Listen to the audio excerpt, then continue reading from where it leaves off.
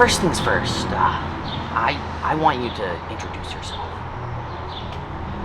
Hi, my name is Lou, and I am who they call the whiner. I would call myself the whiner because often they simply call us entrepreneurs, but in this day and age I like to integrate us into the wine and become a part of the wine itself. So goes wine entrepreneur, comes the whiner.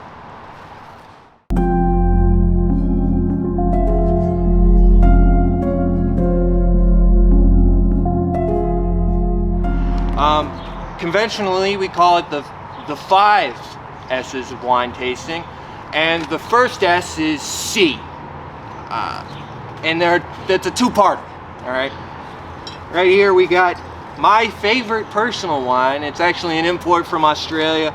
This is the Limestone Coast Shiraz from the it's called Beefsteak Club, and that is the first part of C. It's reading the label. So the second part of C is to see it go into the glass and see the wine. So let's continue and see it do that.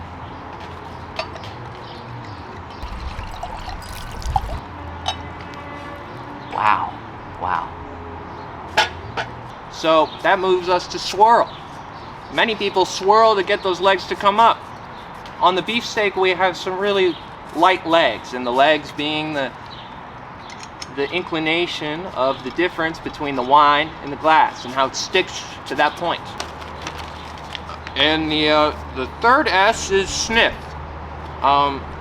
We sniff the wine to really make sure, to get all the senses. I would say we have about 6 senses, and we really need to make sure that we cover all of those.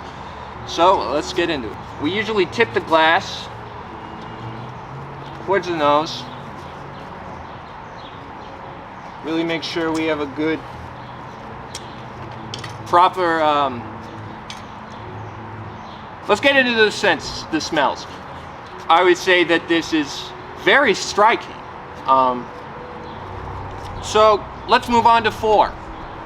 We've sniffed the wine with our nose, we've swirled the wine with our hand, and we've seen the wine with our eyes. Right here. So now we're moving on to the conventionally, this is the 4th S, as you can see right there. And the 4th conventional S is sip. So we're gonna get right into that.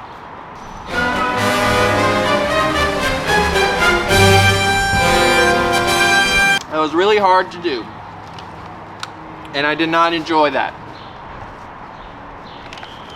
I would say now is a good time to implement number 5, which is the conventional number 5, which is savor, which I did not do. I put it in my throat right away.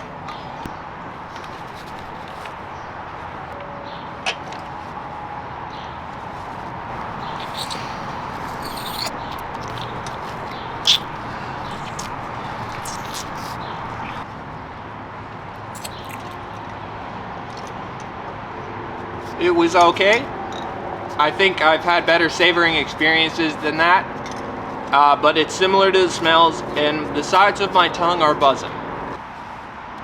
So how do you feel about wine tasting?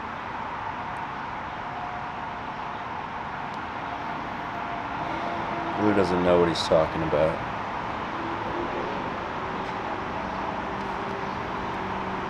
Should have been me.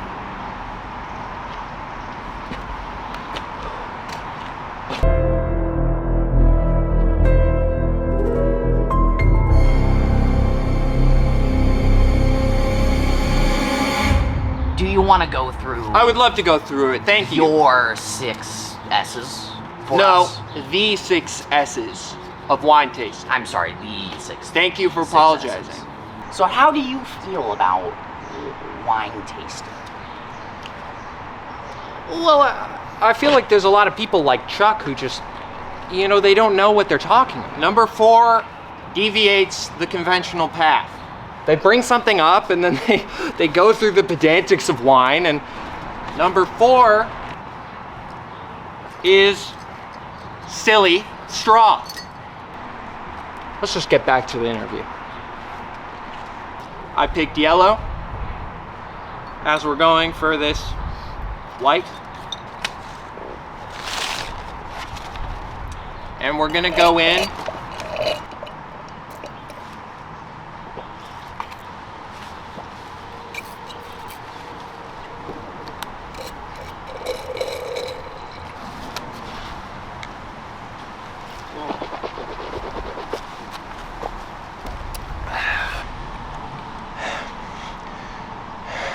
we do this, and how I learned about this initially is from what you said earlier about the cultural drawings. The cultural drawings all depict straws in this manner being used and being curated in different collections and historical societies throughout history. But now at this turning point when the quote-unquote silly straw was invented in the 1900s or the 20th century, we all saw it as a joke. If you don't mind me asking, I just wanted to inquire about the bag you're wearing right now. Oh, the bag I'm wearing. Oh, you're wondering about the bag I'm wearing. It all starts with the WAG. I mean, the Wine American Guild. It really was all them that really brought me into this position, and I can't bring myself to really even think about the people I made friends with that defamed me, you know? So what's your experience with Lou and the WAG? Yeah, well, my name is Martin Schmier. I'm the founder of the WAG. Started back in college, little side projects, friends. Lou joined, little strange guy, but, gave him a fucking chance. And then at some point, he started bringing in these, cultural drawings of, silly straws. I don't know what we got them. Of course, started making fun of it. Then started wearing that bag on his head.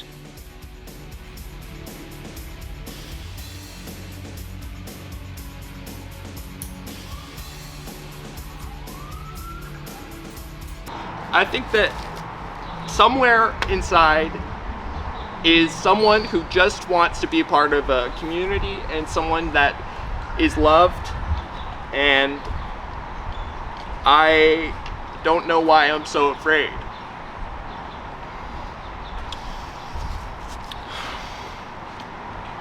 Take the bag off, Lou. People deserve to know.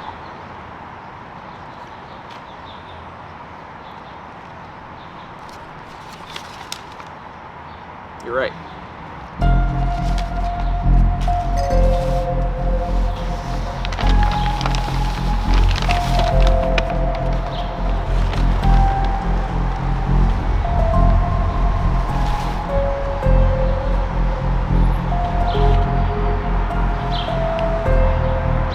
My name is Louis Barker, and I am the whiner.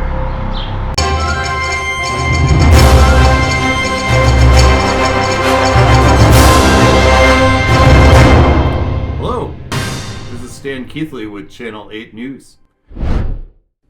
Breaking news as wine connoisseur and mayor of New York City, Louis Bradley Barker, has died at the age of 53 as a result of several grisly knife wounds to the chest earlier this morning.